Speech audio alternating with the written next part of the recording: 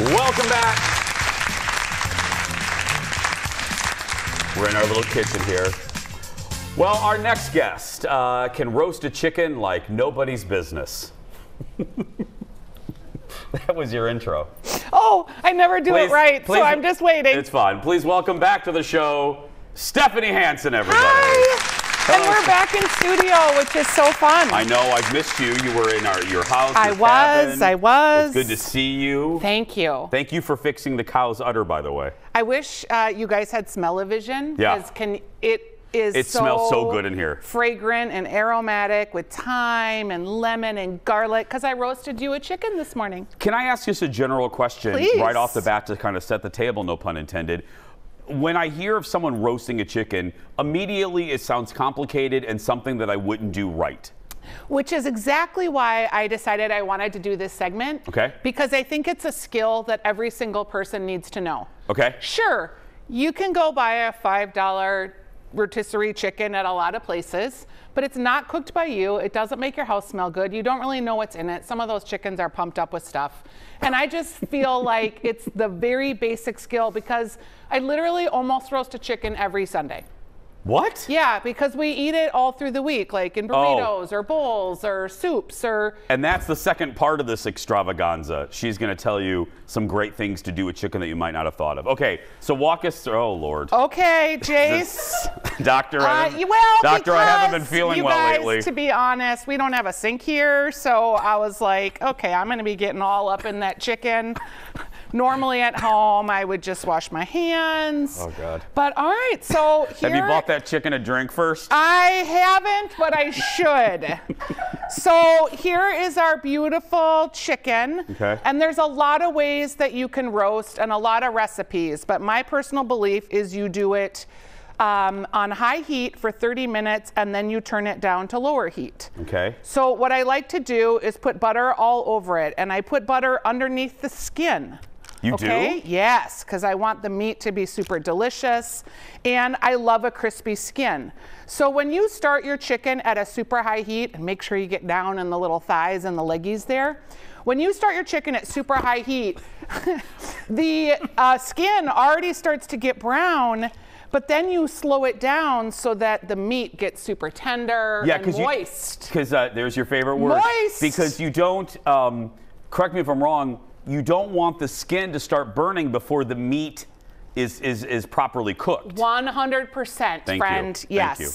So this would usually be a little bit colder, but so you've got all your buttery, chickeny things on there, okay? Whoops. Glad I wore gloves and still got butter all over my hands. That's all right. Okay, then the next thing you want to do is you want to super heavily salt it. I'm fancy. I make my own little herb salts. Of course you do. So it's just salt. Okay, but how about for us commoners? Now talk to the folks at home. Kosher salt. Kosher and salt? all this literally is kosher salt with some rosemary. When my rosemary is getting kind of tired and long in the tooth, I blend it up with salt and I make an herb salt. It's really easy to do. Really? Yeah. That's all. So it's really that's all it is. Yeah, totally. So anybody at home could make that. Yes, and you could make thyme salt or basil salt or any kind of salt. Well, shiver me timbers. Yes. Okay. That's actually a recipe in my cookbook that's coming out, but that's another story for another day. No. Oh, the salt? It should be a recipe though. Should be. Shiver me timbers. Okay, next you're going to put your full lemon inside the cavity. Okay? You're also just going to shove it in there.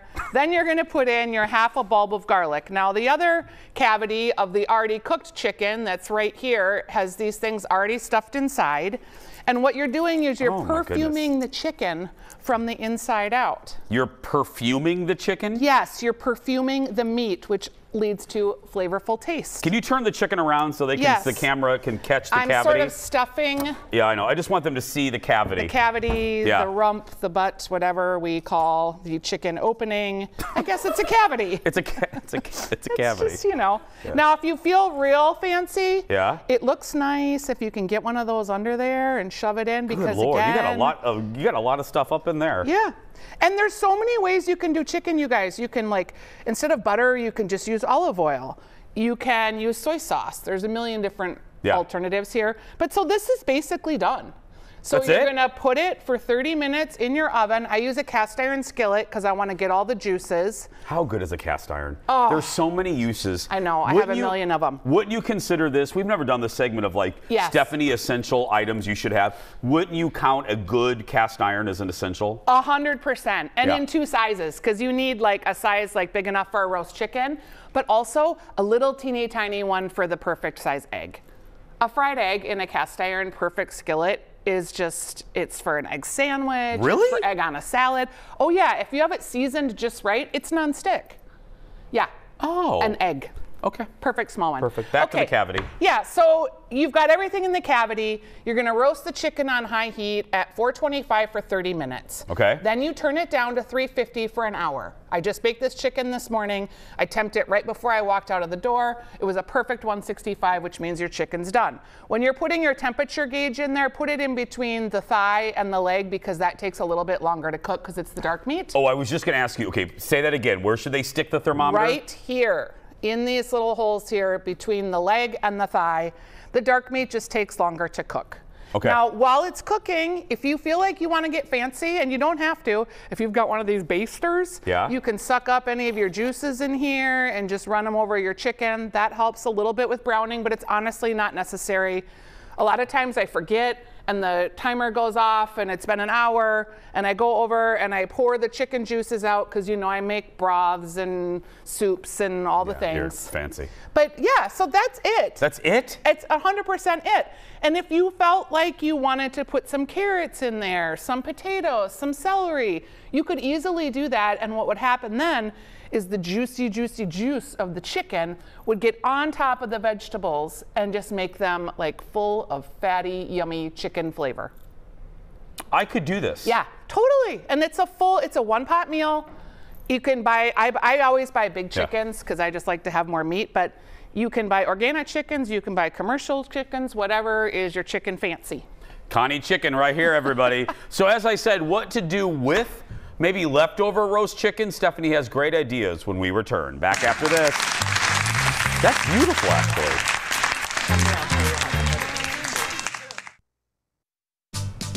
And welcome back. One of our favorites, our family, Stephanie Hansen's back. So we made roast chicken, and now we have leftovers. Not if you're in my house, but still, what do we do with it? Stephanie has, let me look here. We have 8 ideas. 8, a lot of ideas. So let's say you and one person are eating the chicken, because we have 2 at my house. So when you're done eating your chicken, you probably have about 2 or 3 cups of meat left over. So what you do is you just shred the meat off the bone. And you save the bone and all of those things.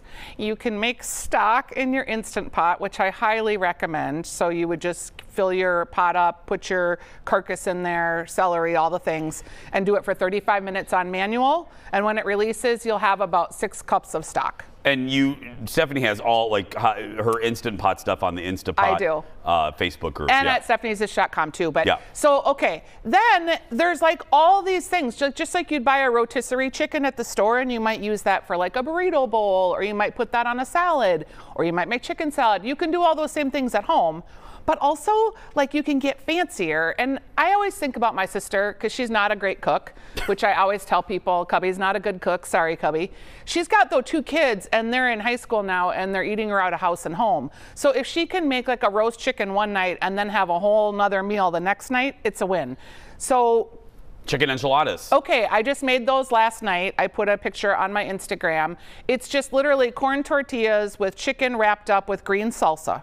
Okay, you can use red salsa if you want. If you've got a little bit of corn niblets, roasted squash, whatever you have, you just wrap it up in your tortilla, lay it in a casserole dish, pour a little more salsa and cheese and sour cream over the top, bake it, and you're good to go. Do you know our generation is probably the only generation that still says niblets? Corn niblets. Corn niblets. Green Giant. Okay, Instant Pot Chicken Chili Verde. Okay, so same kind of thing. You're gonna take some tomatillos, some onions, some poblano. You're gonna Instant Pot your saute feature. Then you're gonna add about 6 cups of broth. You're gonna add 2 cans of white beans. And you're gonna Instant Pot that all together with your leftover rotisserie chicken or roast chicken. Just throw the leftovers in, seal it up. You're just really doing it at this point to get everything hot. So I'd go for about 12 minutes. And that's it? And you have totally ready to go soup. And you serve that with tortilla chips and a little sour cream and cheese. Your kids will be so happy. Okay, now this next one seems fancy.